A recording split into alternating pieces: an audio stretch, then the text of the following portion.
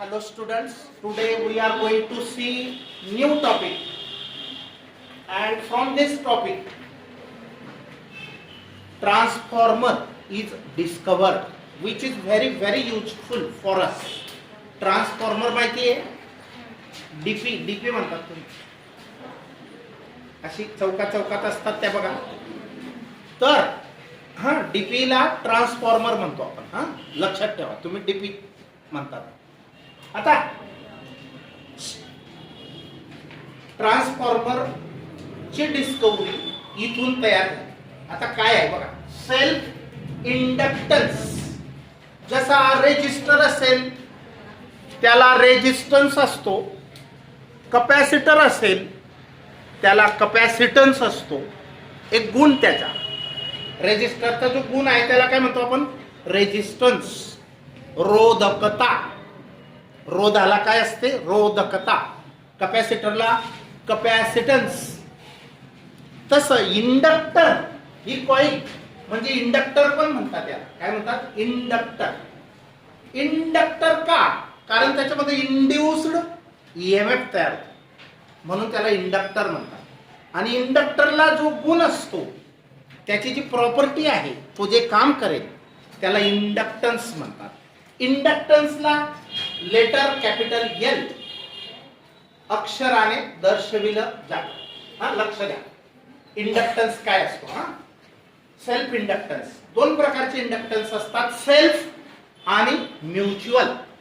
आपण त्याच्या अगोदर पहिलाच म्हणजे सेल्फ इंडक्टन्स शिकणार आहेत. ओके. आता बघा, कन्सिडर कॉईल. ही कॉईल आहे, कॉपरची कॉईल. हा consider coil and connect it. तिला कनेक्ट करा अक्रॉस. कोणाच्या अक्रॉस? अक्रॉस म्हणजे च्या अराउंड.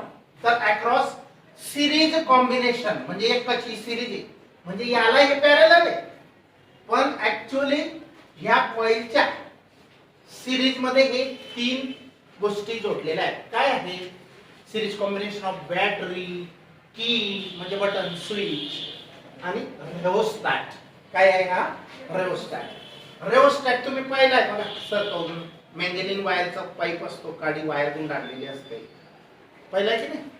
तर किंवा आपला फॅन जो असतो कंट्रोलर, त्याच्या कमी जास्त स्पीड करायचा, तो सुद्धा वन टाइप ऑफ रेओस्टॅटच आहे. मग करंट आपल्याला जास्त कमी करता येतं त्याच्या. या बॅटरीने सोडलेलं जे करंट आहे ते आपल्याला कमी कडून जास्त जास्त जास्त चेंज करता येतं. करंट चेंज करता येतं. हे नाही जोडलं तर करंट फिक्स्ड अमाऊंट मध्ये जाईल. म्हणून हे जोडणे, रेओस्टॅट जोडणे गरजेचे आहे. समजलं मग काय काय जोडलेलं आहे? आता बघा, ही एक घटना आहे, फेनॉमेनॉन आहे. कशाची? सेल्फ इंडक्टन्स ही एक घटना आहे. कशाची? तर त्याची डेफिनेशन बघा, व्हेरी इम्पॉर्टंट. फक्त इतकं पण विचारलं जातं, फक्त एल म्हणजे कोएफिशियंटची पण डेफिनेशन विचारली जाते. आणि हे टोटल डेरिवेशन 3 मार्काला, त्याचे SI unit, dimensions, definition, concept या गोष्टी सुद्धा विचारल्या जातात. आता बघा, the production of induced EMF. इकडे लक्ष द्या, तिकडे नाही. The production of induced EMF. Production म्हणजे काय? निर्मिती. कशाची निर्मिती? Induced EMF. Induced EMF. बॅटरीला जो असतो स्वतःचा, तो इंड्यूस्ड नसतो. ह्या कॉईल मधून करंट फिरवलं, चेंजिंग करंट, तर मॅग्नेटिक फील्ड तिच्या अराउंड तयार होते अकॉर्डिंग टू ओव्हरस्टेट. आणि ते मॅग्नेटिक फील्ड जर करंट चेंज होत असेल, कमी जास्त होत असेल, तर मॅग्नेटिक फील्ड पण कमी जास्त होईल. म्हणजे जसा फॅरेडेच्या मॅग्नेट कॉईल एक्सपेरिमेंट होता. मॅग्नेट जवळ आणला, फ्लक्स वाढला, दूर नेला, फ्लक्स कमी झाला, म्हणजे changing magnetic flux, changing magnetic field. मग जर याच्यामधून जाणारं करंट हे चेंजिंग जर असेल, तर त्या करंटमुळे तयार होणारं जे मॅग्नेटिक फील्ड आहे ते पण चेंजिंगच असेल. आणि जर मॅग्नेटिक फील्ड तयार झालं तर ह्या कॉईल मध्ये ईएमएफ इंड्यूस होतो. काय तयार होतो? ईएमएफ. ईएमएफ तयार झाला म्हणजे करंट सेटअप होतो. ईएमएफ म्हणजे इलेक्ट्रोमोटिव्ह फोर्स. इलेक्ट्रॉन्सला पुश करणारा फोर्स म्हणजे ईएमएफ आणि इलेक्ट्रॉन जाणे म्हणजे current. Rate of flow of charge is called current. तर बघा the production of induced EMF कुठं इन द कॉइल मध्ये ईएमएफ ची निर्मिती production of induced EMF in the coil itself. त्याच कॉइल मध्ये ह्या कॉइल मधून करंट आपण अगोदर दोन गोष्टी शिकलो. दुसरा जो एक्सपेरिमेंट होता फॅरेडेचा कॉइल कॉइल एक्सपेरिमेंट. तर पहिल्या कॉइल मध्ये बॅटरीने करंट फिरवलं होतं बॅटरी लावून आणि दुसरी कॉइलला गॅल्व्हनोमीटर जोडला होता. तर पहिल्या कॉइल मध्ये करंट फिरल्यामुळे मॅग्नेटिक फील्ड तयार झालं त्या कॉइलच्या अराउंड आणि त्या मॅग्नेटिक फील्डच्या लिंकिंग मध्ये असणारी दुसरी जी कॉइल आहे तिच्यामध्ये इंड्युस्ड ईएमएफ तयार झाला होता. मग दोन कॉइल लागतात इंड्युस्ड ईएमएफ ला पण इथं तीच कॉइल मध्ये इंड्युस्ड ईएमएफ तयार होतो. हा ही महत्वाची गोष्ट आहे बघा. त्याच कॉइल मध्ये इंड्युस्ड ईएमएफ तयार होतो. The production of induced EMF in the coil itself. हा ईएमएफ तयार होणे ईएमएफ ची निर्मिती होणे कॉइल मध्ये तिचीच इटसेल्फ तिच्यामध्ये स्वतःमध्ये. हा इटसेल्फ म्हणजे स्वतः. ऑन अकाउंट ऑफ किंवा ड्यू टू याच्या ऐवजी आपण शब्द चेंज करू शकतो ड्यू टू. कशामुळे a change in the current in it. कशामुळे तिच्यामध्ये ईएमएफ तयार झाला change in the current in it. तिच्यामधलं करंट कमी जास्त चेंज झाल्यामुळे. आता आपण बघा ईएमएफ फॅरेडेने दोन एक्सपेरिमेंट केले. पहिल्या एक्सपेरिमेंट मध्ये काय कॉइल मॅग्नेटचा फ्लक्स कमी जास्त होईल तरच ईएमएफ तयार होईल.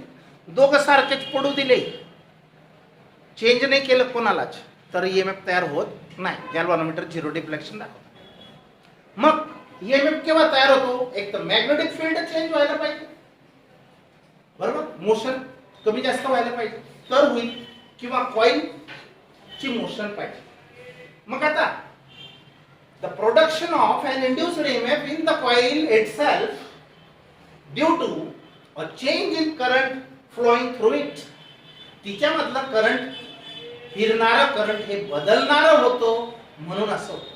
आता हा रेओस्टॅट मुळे आपण करंट काय करतो कमी कडून जास्त करतो म्हणजे बदलवतो.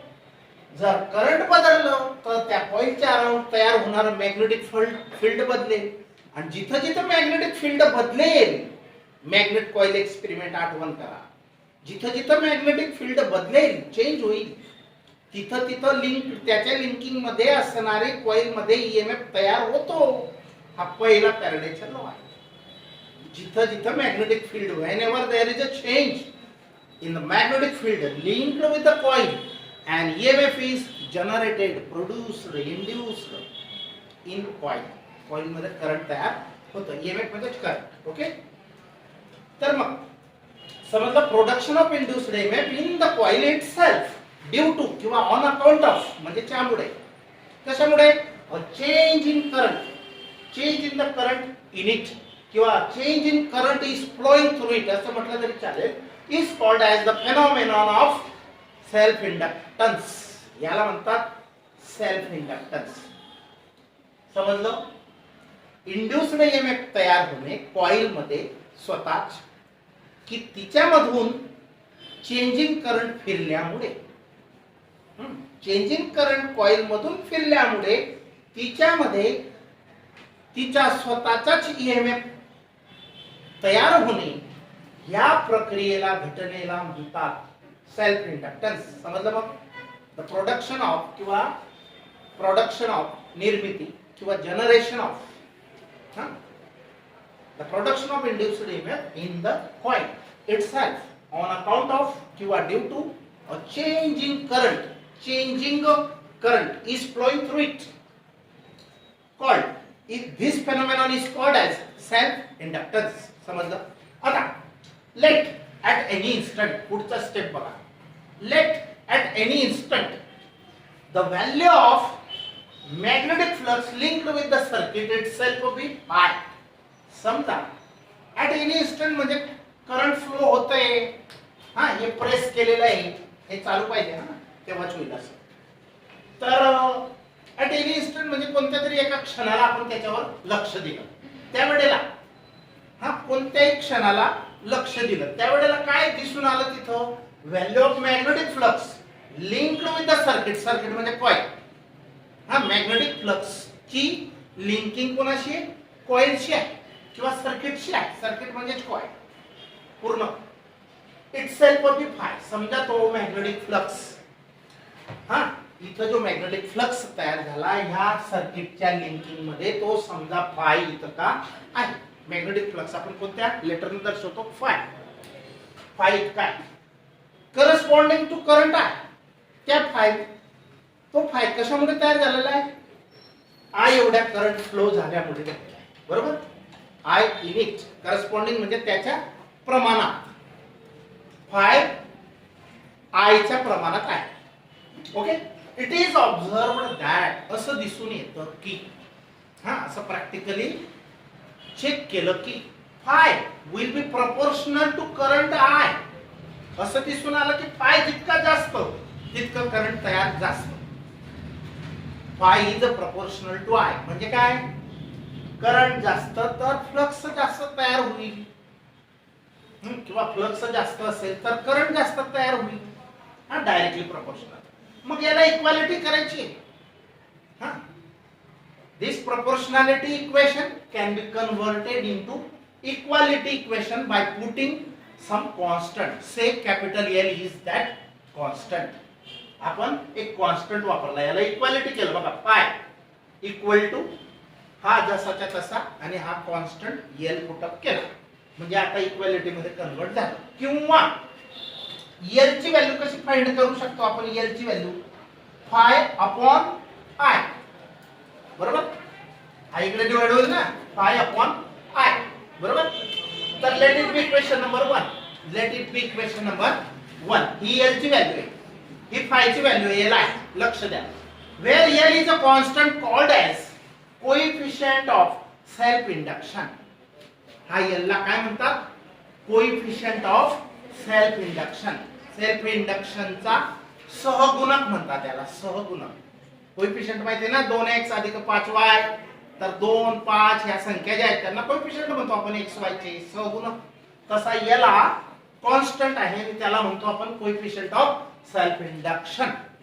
If there are n turns of the coil. आता एका कॉइल मध्ये फाय इतका असेल, एका टर्न मध्ये जर फ्लक्स फाय असेल तर n टर्न असतील तर किती असेल, n इंटू फाय. मग total flux. If there are n turns of coil then total flux linked with the coil. Total coil मध्ये फ्लक्स किती तयार होईल, पूर्ण कॉइलचा फाय. हा कसा असेल, एक टर्नचा समजा फाय बी, एक टर्नचा फाय बी. तर त्या अशा किती टर्न आहेत, n. मग मल्टिप्लाय करा तर आपल्याला काय मिळून जाईल, total flux in the coil. ती कॉइल किती पण मोठी किती पण टर्नची असो. मग हा n बी फाय म्हणजे फाय एल आय पुटअप करा. या फायची व्हॅल्यू काय टाका, एल आय इक्वेशन 1 वर. मग L I is equal to N phi. N phi is equal to L. हे इक्वेशन नंबर 2. पण by Faraday's law, Faraday's law काय म्हणतो हे समजलं का, एकच आलं. आता फॅराडे लॉ काय म्हणतो, second law, E is equal to minus D phi by D t. EMF हा minus D phi by D t इतका असतो. मग आता बघा या फायची व्हॅल्यू, या फायची व्हॅल्यू एल आय पुटअप करायची. एल आय फायची व्हॅल्यू काय, सिन्स, कारण की इथे एल आय टाकला. मग एल हा फिक्स्ड आहे, कॉन्स्टंट आहे. तो डेरिव्हेटिव्हच्या पुढे घ्या, मायनस साइन जसंच्या तसं एल कॉन्स्टंट आहे म्हणून पुढे लिहिला. मग राहील काय, आय चा डेरिव्हेटिव्ह होईल. समजलं का. या फायची व्हॅल्यू आपण काय टाकली, एल आय, पण तो मायनस. मग एल त्याच्यातला पुढे लिहिला फक्त, बाकी काहीच नाही केलं. मग D I by D T. बरोबर. आता एल याचा मॅग्निट्यूड घ्या, कोणाचा, एल ची व्हॅल्यू काढायची. काय होईल, E upon minus D phi by D T तिकडे घ्या. समजतंय की नाही? हा एल ची व्हॅल्यू पाहिजे तर आपल्याला काय करावं लागेल, ई अपॉन हा फॅक्टर. मग L is equal to this E upon this factor. पण इथं मॉड्युलस याचा अर्थ काय होतो, we required only magnitude not a direction. Only magnitude is important. Let it be question number 3. Unit of L. आता या एल चा हा फॉर्म्युला तयार झाला, लक्षात ठेवा. याच्यावरून युनिट तयार करायचे.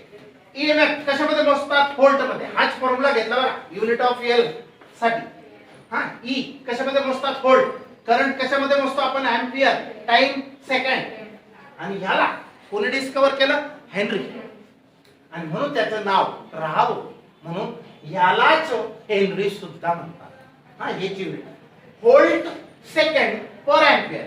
याला अजून व्यवस्थित लिहिलं, व्होल्ट सेकंड अपॉन एंपियर. पण हे जनरली न वापरता हेनरी. मग इंडक्टन्स कशामध्ये मोजला जातो, हेनरी. एल म्हणजे इंडक्टन्स. हा कशामध्ये मोजला जाईल, हेनरी. लक्षात ठेवा. आता बघा डायमेन्शन तुम्ही काढू शकणार, व्होल्टची टाका, करंटची टाका, टाइमची टाका फाइंड आउट करू शकणार की नाही, हा या फॉर्म्युल्यानुसार. आता एल ची डेफिनेशन बघा. एल, या एल ची डेफिनेशन काय आहे, L may be defined in the following veg. दोन प्रकारे एल ची व्याख्या करता येईल. कोणते कोणते, फ्रॉम इक्वेशन फर्स्ट. इक्वेशन वरून एल ची व्याख्या कशी करता येईल, रेशो आहे हा कोणाकोणाचा, मॅग्नेटिक फ्लक्स अपॉन करंट. समजलं. इक्वेशन 1 वरून एल ची व्याख्या काय करता येईल, coefficient of self induction is defined as ratio of magnetic flux linked with the coil to the current flowing through the coil किंवा through it. समजलं, सिंपल. दुसरं बघा इक्वेशन 3 वरून, इक्वेशन 3 वरून EMF upon rate of flow current.